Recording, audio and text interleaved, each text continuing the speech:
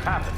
Well, the pod's losing power, and her life signs are fading. Coming up, Picard and Riker find themselves out of options as they make a desperate attempt to escape the clutches of a superior adversary. I will take your money, and they'll take your head.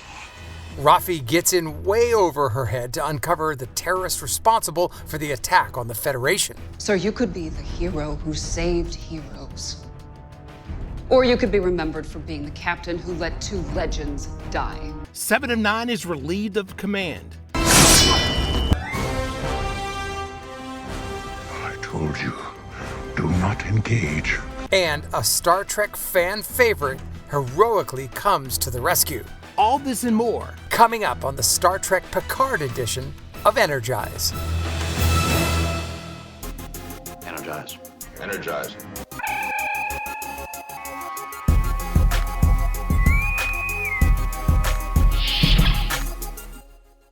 We're jumping to warp speed with Jean-Luc Picard and the Star Trek Next Generation crew. You're listening to Energize, a Star Trek Picard podcast, your source for in-depth analysis, colorful debate, and exciting discussions about the final adventure of Admiral Jean-Luc Picard and the Enterprise D crew. I'm your host, Anthony McLemore. And I'm Steve Truitt. This week, Riker, Picard, and the crew of the Titan find themselves outgunned as a new and mysterious villain emerges. Meanwhile, Raffi's unseen Starfleet intelligence handler blazingly rescues Raffi as he eliminates her attackers at a razor's edge. Is Jack Crusher who he says he is? And is his life worth jeopardizing the crew of the Titan? Here's a warp speed recap of Star Trek Picard Episode 2, Disengage. Unidentified vessel presently targeting all ship systems. What the hell just happened? Well, the pod's losing power, and her life signs are fading. Sir, Admiral Picard and Captain Riker are in Commander! They dug their grave, they took you with them. Hold your position, LaForge. Sir, you could be the hero who saved heroes. Or you could be remembered for being the captain who let two legends die. Red alert! Helm, hold position. Bring those two back on board. Captain, I'm reading 4 life signs. Bring them all on board. Good afternoon. I am Captain Vadik. You have 1 hour to hand over Jack Crusher. Turn your back to run. And the only way you'll see the shot that kills you is through the hole in your proverbial chest.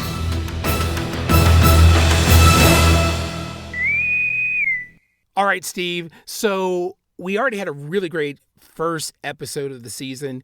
The stakes were set, and now we're in a jam with Riker and Picard. Immediately, they go backwards. They go back 2 weeks before Beverly's distress call to Picard, and we see that setup. Hailing frequencies open. This is Jack Crusher on Mariposa medical vessel designation Helios 12 on approach to Sania Prime. Confirming orbital entry. So we find a very cavalier Jack Crusher, Beverly's son, at the helm of the Helios coming into orbit around the planet. So the Helios is intercepted by several ships, warning him that he has violated the planet's airspace, which is a quarantine zone. Helios, you have violated our airspace en route to a designated quarantine zone. Provide the Federation access codes or surrender for inspection. Well, yeah, and he's like, listen, I'm here to help. I've got some vital medicine, and there's a lot of people down there, suffering from a pandemic. He used that word, which is, of course, Star Trek always, mirrors what's going on in our lives. And he's like, I'm here to help. You got to let me in. More people die as you stall me. This is a medical vessel delivering medical supplies to people who are medically in need. I'm not buying it. I'm really not buying it because he's too cavalier. And I'm like, okay, well, where's Beverly? Right. I kind of did, because I thought, first of all, we know he's Beverly's son, and the way he kind of works it with them, and the way he says, look, I got nothing to hide. He starts showing them all the goods, and it's all medicine. Yeah, so he's boarded by the authorities, and, he's made aware of the violations that have been made, and they're, not really letting up, but then he bribes them with weapons. I give half to one warlord, half to another, and pew, pew, pew. It's bad guys shooting bad guys, and we've helped refugees by curing a pandemic. Oh, mon ami. Yeah, well, the other bribes didn't work. They're like, you tried to bribe me? And yeah, like, Romulan ale didn't quite work. Romulan ale, exactly. And so I'm like, okay, are you a smuggler? Are you an arms dealer? What are you? And so it's really casting doubt as to, who he really is, and is he a good guy or a bad guy? But then again, he is Beverly's son. But then at the second point, I'm like, okay, well, would she have raised a rogue son? Well, but this is the thing that I loved about, and I told you this last week, this is what I loved about the initial episode, which is the first thing she says is, they found us. And to me, and I said this last week, I'll say it through the rest of this season, that to me is the best thing you can start a series with. Oh my God, they found us. Like, okay, so what's that all about?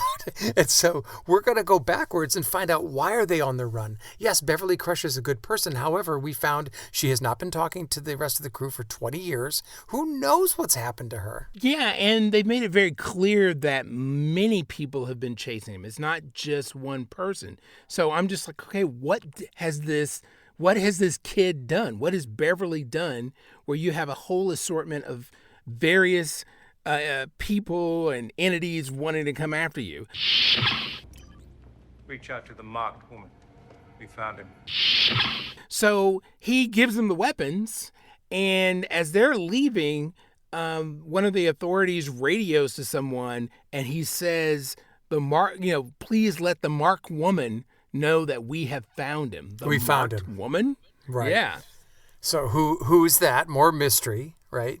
And the other thing I love about this, just to wrap this section up, is that if you're not wearing a Starfleet uniform, it seems, in Star Trek, you're a renegade.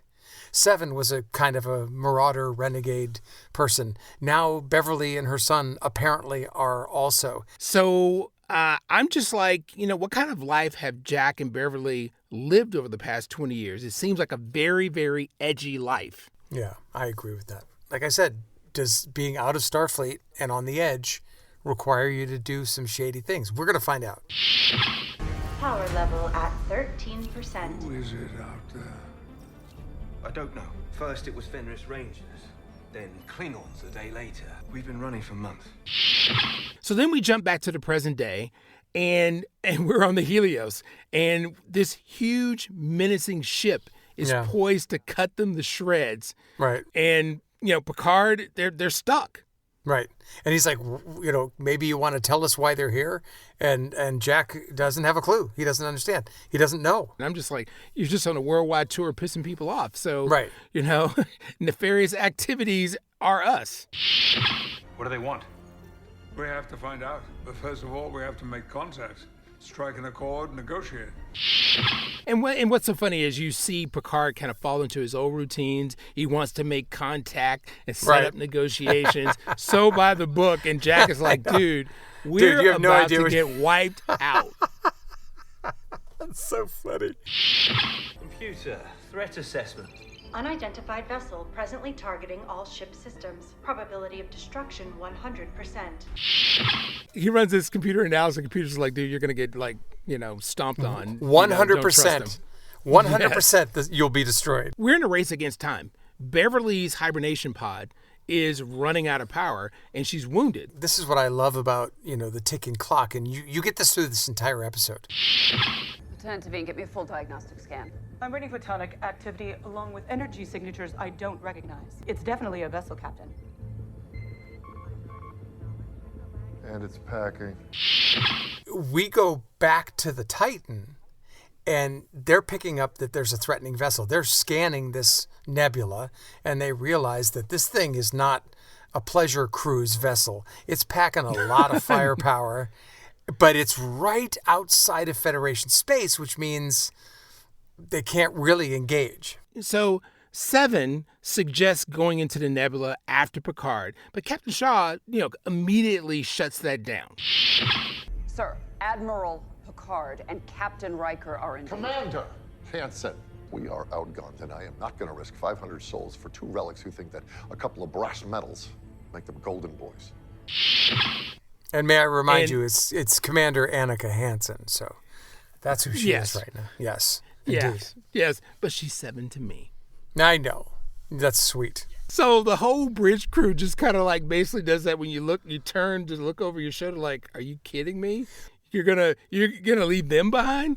And this is also something I'm noticing with these later iterations of Star Trek, and that is there's a lot more tension on the bridge. It's very Crimson Tide. So I love that they're doing that. It's more real to me. They dug their grave. They took you with them. Hold your position, LaForge. Shaw continues with his insults towards Picard and Riker, and he's like, I get the fact that he doesn't want to risk the crew, but then he turns around and is like, the Golden Boys have dug their graves. Yeah, right, like, exactly. Wow, that well, you really are letting your personal feelings towards them really cloud your judgment, I think. But I gotta be honest, in a way, I get it. When he said last week, listen, you guys, I loved reading your stories about how stupidly you risked your lives and your crew. But the truth is, Admiral, you're retired, and Captain, you don't have a post. And so I'm the man. And I don't know. There's something about Shaw that I love. He's such a good foil. It's really great. Yeah, I love that he's brazen with his attitude and his comments, but I just would never disrespect unless disrespected. But he felt disrespected. Don't forget that. He felt like, That's hey, true. You're boarding my ship without notice on some weird inspection thing that I don't know about. I have spent years cleaning up after Riker, making this ship, white glove test proof. And you fossils walk on here and start, trying to show your muscle. Forget it. Yeah, but there are different ways to approach that situation. You could have done a pull aside without outright insulting him in front of others. So I give the middle finger to Shaw for that. 7 is really trying to appeal to him, and he just outright dismisses her from the bridge. Yeah, right. I mean, he is so condescending to her, and I assume that her being his number one wasn't his choice. And my first question is, okay, what's she going to do now? She's already diverted the ship to, outside of Federation space against orders. Now what is she going to do now that she's been dismissed? We need to get a med pod to your shuttle now. I'll prep the docking bay. We go back to the Helios. Jack is trying to ready the shuttle, and what happens to that shuttle? It gets destroyed, and they don't really explain it much, but it seems to me that whoever this is in the ship knows what they may be thinking. Hey, they might want to escape on this shuttle. Let's just knock that sucker out, and boy, do they. And clearly they want something, because if it was just about getting rid of him, they would have blown the ship up. Yeah. So there's something to this. Beverly's son? Just something familiar about him. And so while this is going on, right before that happened, Riker is constantly jabbing Picard. And he says, doesn't Jack bear some similarities to you? Oh, yeah. He's like, don't you see what I see? Do you see what I'm like, dude, just either say it or don't. Why is he goading him in a really kind of vague way? What the hell just happened? Well, the pod's losing power, and her life signs are fading. We need to get her to the Titan. Change your plan. We've just lost the shuttle. So these 4 guys are basically now trapped on the ship. Yeah. And they're up a creek without a paddle. Which is scary because what are you going to do now? So Picard gets, smart, but we'll get to that a little bit later. We'll figure that out later. Today, the Federation looked on in terror as the Starfleet recruitment building, a symbol of peace and hope to many, was destroyed in an unprecedented attack. Meanwhile, we rejoin Raffi, and she's watching the news about the attack that we saw last week in the building that was destroyed. Yep. After we taped last week's episode, I kept staring at that face of the red lady, and it dawned on me. I was like, wait a minute, that looks like, Rachel Garrett from that TNG episode, Yesterday's Enterprise, which was one of my top 5 episodes of Next Generation. Agreed. It was all of our top 5 episodes, and I didn't catch it last week either. I'm not positive that they did that because the attack happened so fast, and so for them to re-emphasize that it was a Rachel Garrett statue, of course, all of us get it immediately. And why is she red, though? Is it because she died in battle? That's what I want to know. Sources within Starfleet suggest that the dissident, Larak Tuluko, leader of a Romulan rebel faction, is responsible. Yep. And to our surprise, they've basically said that they've caught the person who did this. Right. And so, Raffi's been talking to this handler who we think is a human, but has a very computerized voice. And I don't know. She's like, she starts to question things, but really she's just suffering from the fact that she wasn't able to save those 117, 118 lives. Yep. And so she's pressing her handler that, we need to keep digging. But then all of a sudden she gets the order that, the Federation has shut it down.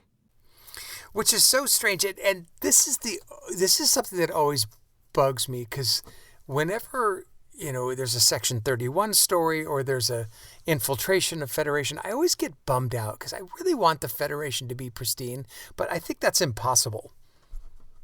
Oh, it's completely impossible because if you're a Boy Scout, you can play by Boy Scout rules, but you've always got to have an enforcer because if you completely play things straight, you will lose. They're pawning this off on Larak Tuluko? A Romulan triggerman who's never made it to anyone's most wanted list? I think Raffi isn't buying it because she's like, don't you think this is too convenient? Like, oh, this happened and they automatically caught somebody. And by the way, that recruitment center being destroyed remind me a lot of Star Trek Into Darkness when the library archives was destroyed. If you go back and listen, it was the same screams that they used in Into Darkness. I noticed it immediately. Why are you hamstringing me? What do you know that I don't know? Do not engage. So she wants to continue the investigation. The handler tells her to disengage. Thus the title of it. That's the title of it. Disengage. And it feels so like, wait a second. Who are you? Like, Raffi's the only one who really cares. And by the way, she was the only one who figured it out and got there in time to witness it. That whole thing. And I started thinking, well, is she being set up? Is she part of this? Like, what's going on? So she's not taking no for an answer. And the handler warns her that you'll be the 118th person that dies if you do not disengage. And she's like, that's fine. I'm going to go. I want to meet you now. There's no way I'm not going to follow up on this. Lieutenant Mora detected weapons system activity, presumably targeting Picard's unarmed shuttle. So it will be noted in my report. Sir, they could die if we don't help. We go back to the captain's ready room, and Shaw's standing in there, and Seven goes in to change his mind about mounting a rescue attempt. The thing I like about this is, I think for the first time, even though Shaw is a jerk and we know it, there's something about him, and believe me, I do not pick Shaw over Picard and Seven and Riker, but there's something about him that says, hey man, I'm not the cowboy screaming yeehaw and riding into danger. I keep my crew alive, I keep my ship clean, and he's sitting there wrestling with his own conscience like, this is a really hard thing for me. And she walks up to him and starts appealing to his ego. Sir, you could be the hero who saved heroes. Or you could be remembered for being the captain who let 2 legends die. It's your call, sir. Yeah, she basically says you could be the hero that saves heroes or be the captain that let 2 legends die. Your call. Your call. Exactly. Right. And do you want to live with that? Because it's true. These are living legends, and soon they'll be eternal legends. What's it going to say if you're the reason they died? Exactly. Who wants to carry that badge of dishonor? Right. It's a great move. She's very smart to do that. I like that. Seven is growing. It shows her air, it shows that she's evolving as a person, maybe being in Starfleet. And I think, we argued about that last week. Yeah. Like, you don't believe that she should be there, but I'm like, No, this don't. is part of her evolution. This is part of her growth. So, the more you know. But during Voyager, she was surrounded by Starfleet. Now, granted, she was breaking free of her Borg persona, but to me, it's a backward step to go into Starfleet because it forces her into rules and regulation. And we see this under Shaw. She's like, I'm caged. This is not who I am. Does the legendary Admiral have any ideas? I'm not strategizing. I'm safeguarding. Against what? Against that. Transport inhibitors. So we get back to the Helios, and Picard, in his years of experience and infinite wisdom, smartly places transport inhibitors around the bridge. And which is very next generation, by the way. Oh, yeah, totally. Yep. And just as he's doing that, they try to beam Jack out. Yeah. And it doesn't work. And now we know who they really want. But that means next they're going to come after us, and boom, there they are. They can't get you out. They're coming in. Warning, gravimetric lock detected. Hey, kid! Throw me one of those plasma charges. Enemy transport countermeasures targeting docking bay. They show up. Yep, a boarding party, and Riker throws a plasma grenade or plasma charge at him and kills them. Tractor beam. If they can't board us, they'll make us board them. Hull breach on deck 2. Emergency force fields in place. This giant mammoth of a ship puts a tractor beam on them and attempts to pull the smaller ship into their cargo bay. I'm just love this is nuts. It is nuts. And what I love about it is, and I'll be brief about this, is the graphics and the CGI this year are the most beautiful I've ever seen in Star Trek. Strange New Worlds came close, but just what they've done in the last 2 episodes of Picard is glorious. I love it, and it enhances the experience. Warning, power levels at critical. Total power failure imminent. Wow. It was nice meeting you. There's just a brief moment of levity. Jack tells Picard, nice meeting you. That was great. Is he saying, nice meeting you, Dad? Yeah, exactly. That's exactly what I was thinking.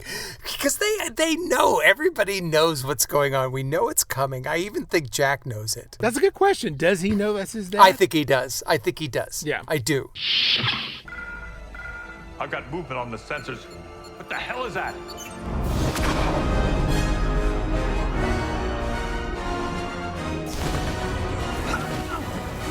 Sir, tractor beam is broken. Red alert. So the ship is being pulled into the bigger ship, and all of a sudden the Titan flies in between the two of them, breaking the tractor beam. Which was stunning, and yet shades of, there's an Enterprise coming in during the Borg, very Deus Ex Machina, perfect for Star Trek. It was gorgeous, really beautiful graphics. I need something. I know you're still connected, and I need an intro. To Sneed, the Ferengi broker. Are you out of your mind? So we go back to Raffi, and she's going to meet up with her well-connected father to her son. This is a guy that we have not met before, but they establish immediately that, how's our son doing? And he's just not having it. And he's like, are you even clean right now? What do you want from me? Yeah, and it was great to get some insight into her personal life before Seven. So we know that she has a kid. We know that she was in a relationship before, and this person's not happy with her. And it feeds this idea that she's always been on the fringe. Drug addicted, problems with whatever the law might be. I can understand where how this ex might feel towards her.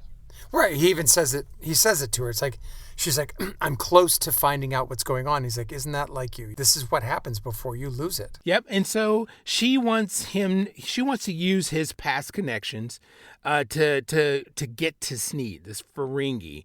And he says, yes, but I'm going to only give you a choice here. I have to talk to Gabe. or I'll talk to Sneed, but I would not do both. Right here. And right now. Make a choice. You can get into your son. I can help you get back into your son's life, or I can give you this information. In that moment, when she had to decide and couldn't say it out loud, I was like, that's the most perfect Raffi moment I've ever seen. Like, that was her gift, and she gave it to all of us. I thought it was just majestic. And you can see that she's torn. I mean, what would you do? Save billions or save one? What do you do? And my thought when that was going on was, I lose my son temporarily to save the opportunity to get him back later. That's how I saw it. Status report. We got all 4. Injured civilian was beamed directly to sickbay and is unconscious but stable. Back on the ship, it's battle stations. I mean, this is about to get tense, and this is where we really start taking off. Right. And Shaw just naturally wants to know, who is this random criminal and why are they here? And to me, this is where Shaw starts to change. He goes from screw you, old man, to, okay, look, I've got myself into this. I've willingly, gone along with it. And so now I'm going to get into it. And I liked this switch with him. Now he's one of them. And I kind of like that. Captain, I suggest we get away. Maximum warp. Not yet. We've engaged. I want to know with who and why. Well, I was just kind of like a little annoyed because I'm just like, you play cautious all this time. And Seven's like, we need to get the hell out of here. I'm voting for getting the hell out of here. That ship's too big. It's too menacing. I'd rather run and try to figure out who they are later. But you've already scanned the ship. You know that they're packing. Yeah, so that's what he said. Why now do you want to go Star Trek on us and explore strange new ships? I'll tell you exactly why. It's not what I want to do. Exactly, and I'll tell you exactly why that is. And I felt the same way. Like, wait a second, Shaw is the only level-headed, non-crazy person here. But to me, Star Trek is we take care of each other and we, seek out new life and new civilizations, and we don't run from a fight. We try to elevate the conversation. Good afternoon. I believe it is afternoon in Sol System. I am Captain Vadik. So they hailed the other ship, and for the first time we meet Captain Vadik, and she is delightfully awesome. Captain Liam Shaw. That's me. Given your official psychological profile with Starfleet, I'm so glad that you remained functional. I love her so much. I kept expecting her to do the scene from Pulp Fiction. I thought she was going to spin around and do her father's Cry Havoc and Slip the Dogs of War. I thought that maybe she was going to pull that stunt. Right. Captain, state your business. Oh. Admiral Jean-Luc Picard. In the synthetic flesh. Just her whole demeanor is so great. Now, I will say this. I was disappointed because in the trailers, it seemed as though she was coming after Jean-Luc. But it turns out that's not the case. No. She's clearly after, Jack Crusher. Yeah. And it's a trip. She seems to know everything about everybody. She knows about Captain Shaw. Yep. And teases him. Yeah, totally. She greets Picard and knows about his synthetic body. And I'm just like, how does she have all this information? That's not a good thing. Well, I think we both know how she has the information. There's somebody behind her. I don't think she's the main evildoer. I think she's being, for lack of a better word, funded by someone else. And I think you and I both know who that is. Who is it? Lore. Ah, that's right.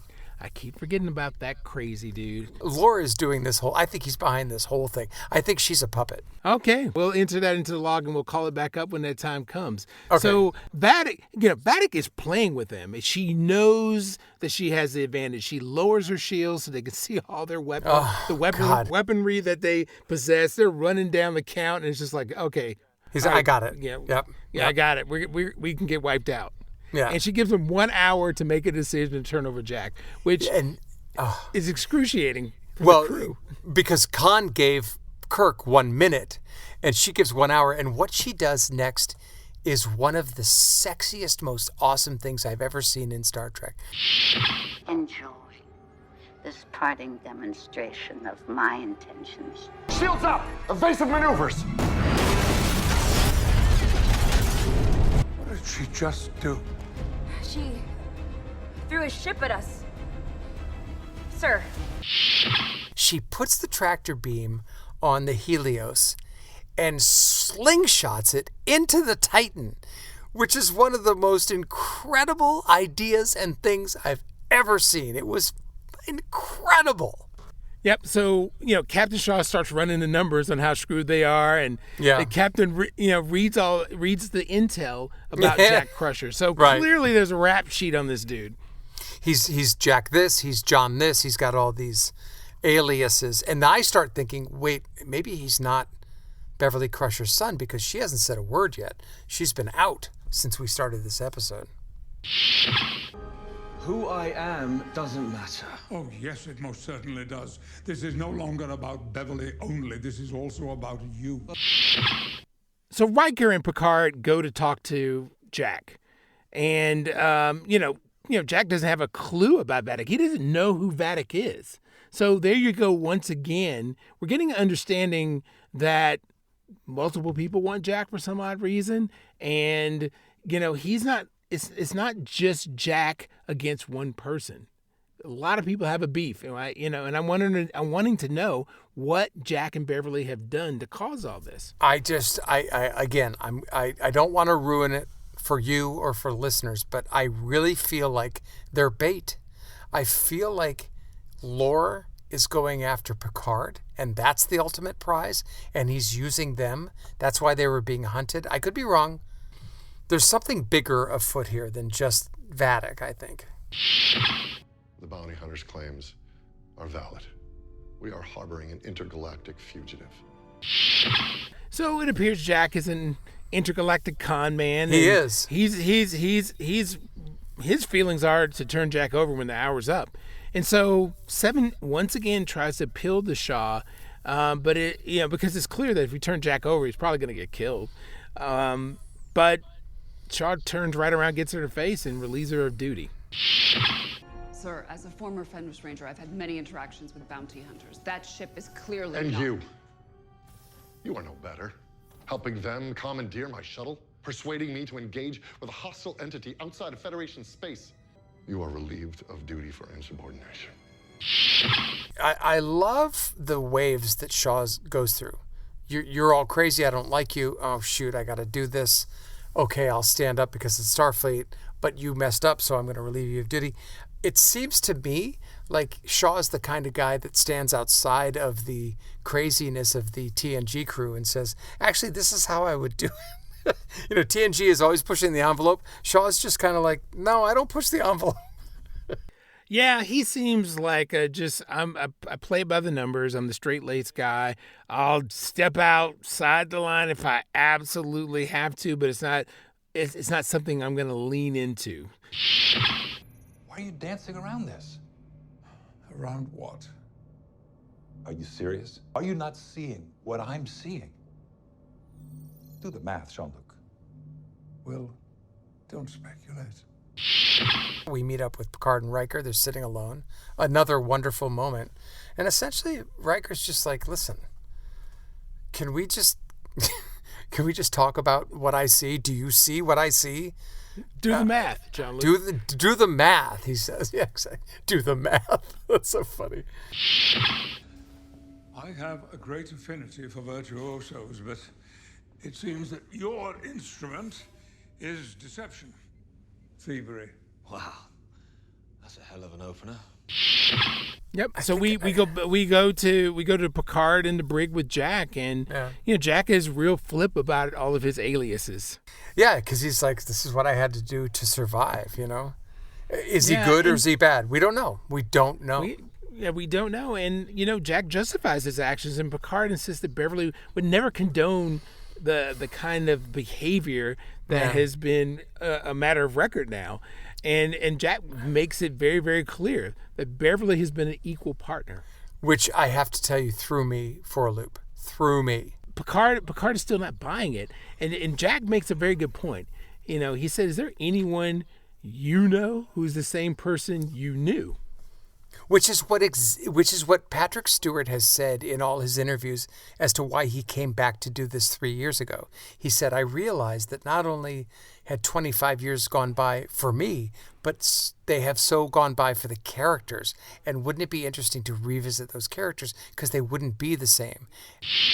Who is your father? I never had one. If handing me over to Vatic buys my mother a future, then so be it. And so Jack basically says that he'll give himself up. He'll turn himself in to save his mother. Yeah, he will. And then Picard, who's your dad? I don't know. I never knew. And which means to me, I never cared. Stepping over junkies is one hell of a way to conceal a drug den. We're not open to strangers. Move on. Sneed's expecting me. So we go back to Raffi, and she's going to go meet with the Ferengi Sneed. I'm still laughing at this name, Sneed. Well, what's interesting about Sneed is that he's been around the block. He's a smart guy. And he literally says, I can smell Starfleet on you. And we know that's true. And she's trying to hide it. But he's just like, you know what? I've been around the block way too many times. I was so impressed by the way this guy played this character that it actually made me forget that he was a Ferengi who I hate. Word on the street is you brokered a deal for stolen portal tech for a Romulan named Toluco. I heard he went underground. But see, we both know he didn't push that button because I work for Toluco.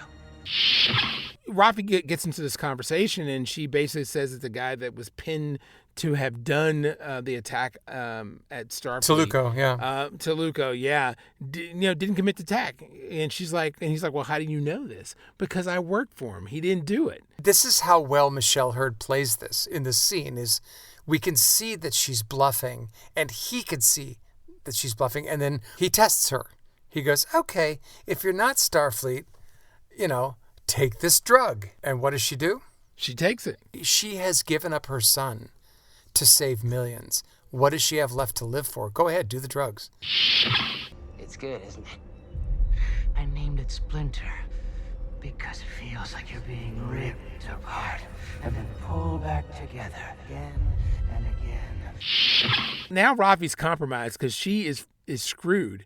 And Raffi still insists that she works for Toluco. Yeah. But Sneed one-ups her and is saying, you're lying, and then turns around and has Toluco's head. It's so Game of Thrones. It just slams it on the table, and it's just like, oh my God. Do you really think I wouldn't tie up my loose ends? Or risk my goddamn reputation selling out the big fish? But I will take your money. And they'll take your head. And so his men step in. And what happens then, Anthony? All of a sudden, these guys are about to step in on her.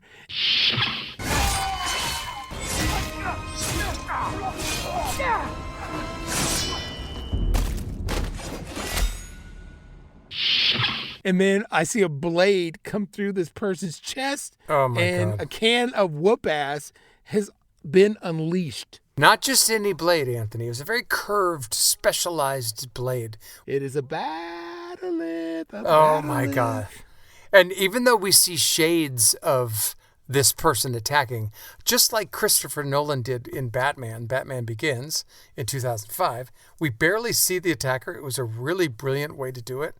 But eventually, we know it's Worf. Oh, my God. He looks so tough. And he's got his gray hair. And I love Worf.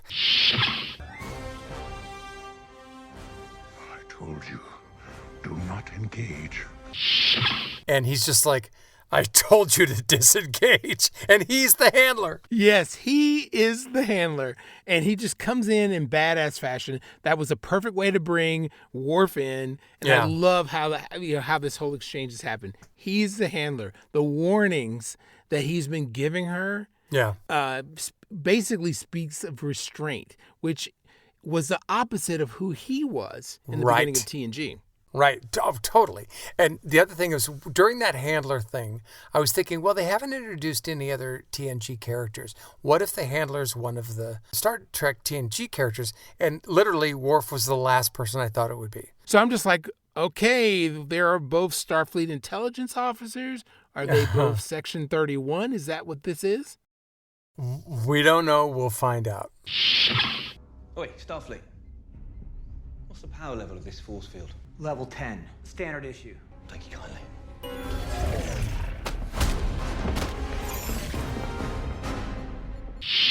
So we zip back to the Titan. Jack, as resourceful as he is, breaks out of the brig. And you would expect him to do that simply because he's this guy he's edgy. He's had all these aliases. Of course he's probably figured out some way to break out of brigs because that's what edgy folks like him most likely do.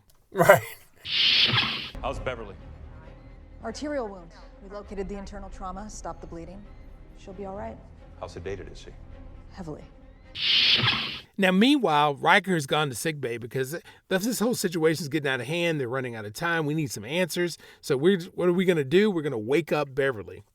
Which I thought was so... I didn't see that coming either. I had almost forgotten Beverly was there. I love that Riker did that. The nurses are like, what the hell are you doing? He's like, what, I have to? It was great.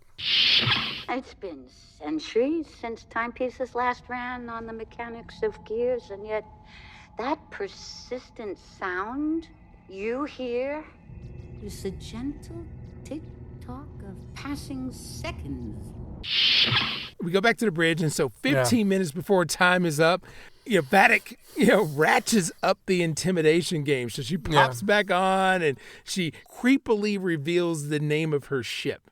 And she says it's like a earth bird that strikes strategically, and she is like really stretching the intensity out on this. I will peck and I will poke and I will tear apart the elements of your ship that matter to you most. It's really intense. I love this character, and we don't even know why she's doing it yet. So she's basically telegraphing the fact that I'm about to administer some serious pain. All right, enough. Let's turn him over. Sir, there's been a security breach on Deck 12. For Shaw, that was enough. He said, I'm going to turn this that's it. kid over. Jack's out. Then we find out that Jack's broken out of the brig. Because Seven is in the transporter. She's confronted Jack, who's standing there, and they're in a Mexican standoff. She's basically realizing that Jack is trying to beam himself onto Vadic's ship. He's going to do what he needs to do to protect his mother. He's going to save his mother, without a doubt. And Shaw's like, great, save me a lot of hell. Go ahead. Clear your conscience, Picard. Whoever this kid may be, he is not worth the lives of my crew. 1 minute to go. I'm giving the order. Yep. Then back on the bridge, Riker escorts in Beverly. Very weakened Beverly. A very weakened Beverly. And I thought this was a brilliant part of the scene because there were no words. It was all based on looks. So they walk in, and Beverly and Picard lock eyes, and Picard's look is, listen, I gotta know, is this my son? So Beverly's looking at Picard, and then she breaks eye contact, looking downward as if in shame, like, I've kept this secret from you. Yes, I did do this. Right, which Picard immediately realizes is, oh my God, this is my son. It's true. Yep, and then Beverly's looking back as if to say, yes. Yes, and then Picard closes his eyes for a moment and says, I have a son. And not just that, but everything I decide in this moment has changed because I now have a family. Asmar, unlock the transporters. Belay that. Admiral's orders. Lock it down. Shuttles. Transporters. The boy stays here. You are going to get us all killed. Why are you doing this? Because he's my son. And then, like a father and a boss, Picard takes control. Jean-Luc Picard is back to full strength. He is the man, just the man that we always knew. And Shaw gets in line because, retired or not, Jean-Luc Picard is the man. And I love that moment. It was just brilliant. And this is only episode 2. So now that we've made this decision, you know what's coming. Vadic is going to try to wipe this ship out. So Creepy Vadic wants to know what Jean-Luc's answer. Oh, she knows what it is. She knows what it is. How very precise with your timing, Jean-Luc Picard. And your answer. Engage!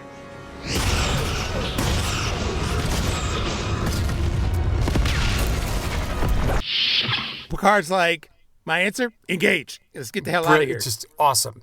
So Titan shoots a couple of shots and then flies right into the nebula, a la Star Trek II Wrath of Khan.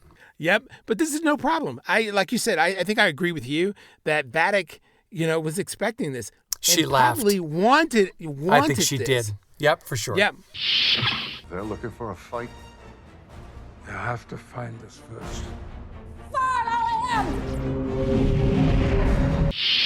She's all about the chase. There's something else going on here. I don't think she's the main bully here. She's for hire. She's a mercenary. Somebody else is pulling these strings. I believe we're going to find out who.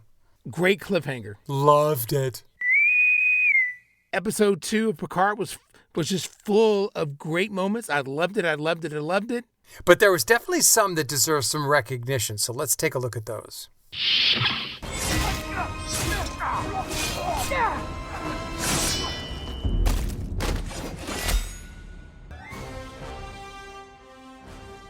told you, do not engage.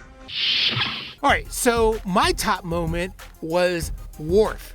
I've been waiting for this. I wanted to know how he was going to come into play, and I'm just stoked at the fact that he is part of Starfleet Intelligence, maybe Section 31, but he comes in bold fashion, kicking ass, as he has always kicked ass. Thank you, Mr. Worf. Yeah, he's eternal. I agree. Good afternoon. I believe it is afternoon in Sol System. I am Captain Vadic. My number one moment was getting to know Vadic and letting her shine on screen as a very evil person. I don't ever believe that evil people believe that they're evil, and she's sitting in her chair, chuckling, smoking a cigar, and having a great time toying with these folks like a cat, knowing how much power she has, and I really enjoyed that. Man, Steve, this was fan-freaking-tastic. So great. And every episode is going to be great. They're not messing around. This is the last season of The Next Generation. They're not going to disappoint us. I can't wait for the next 8 episodes. Anthony, one quick piece of business here. My brand new novel, The Mindset Chronicles, Book 1, The Deletion, a sci-fi novel, drops March 21st, 2023. Go to www.stevetruitt.com and please check out that book, and you can sign up for some cool stuff that will be on my email list, and the link to stevetruitt.com will be in this website, energizepodcast.com. That concludes this episode of Energize, the Star Trek Picard edition. For more, go to our website, www.energizepodcasts.com. Thanks for listening. I'm Anthony McLemore. I'm Steve Truitt. Live long and prosper.